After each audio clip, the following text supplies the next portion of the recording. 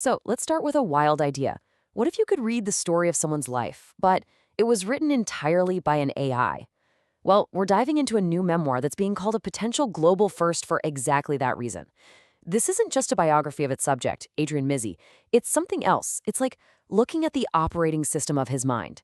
We're not just walking through his life events, we are literally unpacking the source code of a person.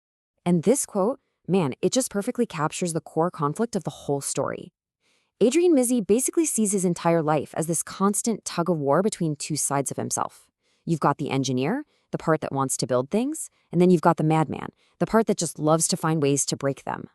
And this tension, this back and forth, is really the key to his whole story. So on one side, you have the engineer, right? This is the part of him that's all about logic, stability, building these perfect, flawless systems. But then you have the madman, and he's fueled by chaos. He's always looking for the loopholes, the exploits, the ways to tear it all down. You really have to get this duality to understand everything else that happens in his life. And look, this whole source code thing, it's not just a clever metaphor. The book itself is a technology project. I mean, it was written 100% by AI, and now, get this, in this really incredible next step, it's being refactored or translated back into his native Maltese using another custom AI engine. So you've got a story about a tech guy being told by technology. It's pretty wild. Okay, so where does an operating system like this even come from? Let's rewind to the beginning, to his formative years, and see how the engineer and the madman first booted up. Believe it or not, it all kind of started with this number, 100. His first ever report card was perfect, 100% across the board. But what sounds like a great thing, well, it accidentally set this impossible standard for him. From that day on, in his head, the passing grade wasn't 50% anymore. It was 100. So anything less, even a 99, felt like a total catastrophic system failure. And this mindset, it led to a pretty harsh collision with the unforgiving world of machines. His dad got him an Atari 800 XL. He painstakingly typed in his very first program, hit run, and was immediately slapped with two words: syntax error. For a kid obsessed with getting everything 100% right, the computer's cold, hard, binary logic, it's either right or it's wrong, was a really brutal lesson. But this is where the madman inside him really gets his first big win. He wanted out of French class. So did he just fail? No, that's too simple. He engineered a failure.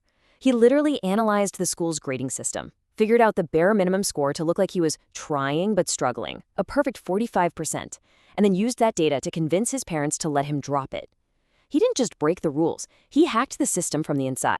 So as you can imagine, that hacker mindset didn't exactly stay in the classroom. He brought that same energy, that desire to find the loopholes, into Malta's exploding tech scene. And this kicked off a period he calls his high-velocity wars. And he learned a massive lesson pretty early on about value. So he quotes a price to build a website, right? Based on the hours, the technical work, all that stuff. Well, a friend of his takes that quote, marks it up by 500%, and sells it, just like that. It was a huge light bulb moment for him. Technical skill and what something is worth are totally different things. Value isn't about the code, it's about what the customer's willing to pay. But he also put that engineering side to work in a big way. Check this out. His team was tasked with rolling out an entire national banking network. The estimate, 2 full weeks of work. His commando team treated it like a military mission. They pre-configured every single piece of hardware, planned every move, and deployed the entire national network in just 3 days. Okay, but remember, the madman is never too far behind. So picture this. He's doing a live training session for a room full of senior bank engineers. He wants to teach them a lesson they'll never forget. They're all staring at the big network map on the screen, all green lights, everything's healthy, and then one by one, the lights start turning red, and then more and more until the whole map is a sea of red. Total panic. The room just explodes into chaos, right? Engineers are yelling that the multi-million lira network has completely collapsed, and right at the peak of the panic, he just calmly holds up a disconnected network cable. The point? The map on the screen is not the network itself. Always, always check the physical connection first. It was let's call it a memorable training exercise. But, life isn't a neat and tidy computer network. You can't control all the variables. And what comes next are the deeply human, totally unpredictable system shocks that forced a complete reboot of his entire life. Out of nowhere, a serious accident. He suffers a severe injury to his arm, his dominant arm. Suddenly, his own physical hardware has failed. The nerves were completely severed. His primary interface for interacting with the world, his hand, was just offline. And in that moment of crisis, he's hit with two completely opposite types of logic. You've got the corporate logic from his boss, who basically sees him as a liability and fires him, saying, "We come here to work, not to attend physiotherapy." Just cold. But then there's human logic. His future wife, Anne-Marie, gives him this unconditional support and acceptance. It gave him a whole new system to believe in. And the system shocks just kept on coming. He and his wife go for a routine ultrasound, and the doctor doesn't find one heartbeat or two. They find 3. Triplets. I mean, talk about a system overload that no amount of planning could ever prepare you for.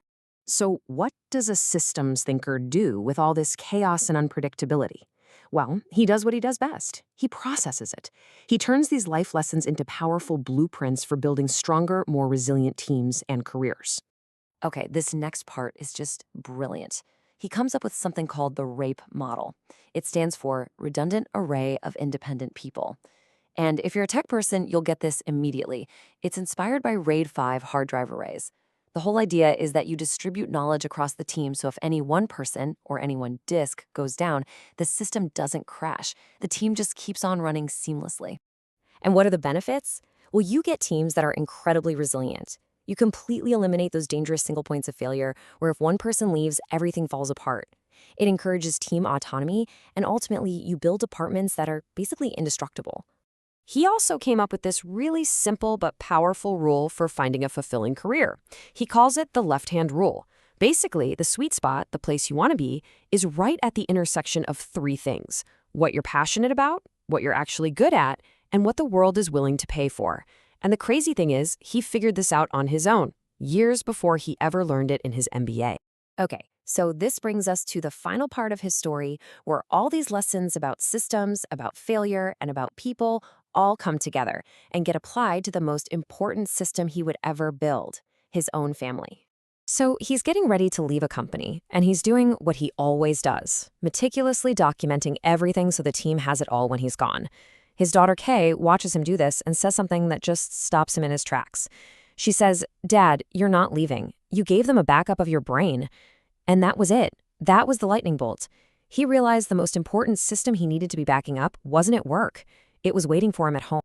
This all leads to what he calls the sofa board meeting, where the whole family actually created and ratified its own constitution. And he had this final, huge realization. His whole life, his whole career, it was never really about the technology. The tech was just the instruction set, you know? The real processing power, that was always the people, especially his family. And he went from being the CTO of a company to being the CTO for his family. And so the book leaves us with this final question, turning that central metaphor right back on us. It makes you think, what is the source code of your life? What are the core routines that make you who you are? And maybe the most important question of all, who are you giving the backup to?